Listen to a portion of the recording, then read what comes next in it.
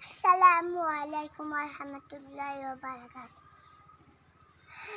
আমার মনের গড়েতে রেখেছি যারে রুজাহানে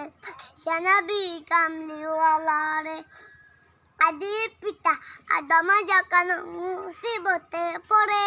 মদের নবী রুসিলতে আল্লাহ করে চাকাতের বিছানা লেখা দিছে রে দু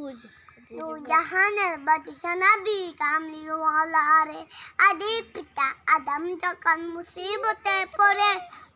মদের নবী রুসিলতে কবুল করে চাকাতের বিছানাটা কাদিয়ে রে জাহানের বাদশা নবী কামলিওয়ালা রে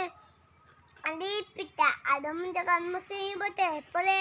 মদের নবী রুসিলতে আল্লাহ কবুল করে চাকাতের বিছানাটা দেখা দিও রে জাহানের বাদশা নবী ওয়ালা রে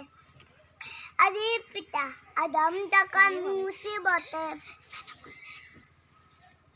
মুসিবতে পড়ে মদের নবী রুসিলতে আল্লাহ কবুল করে সালাম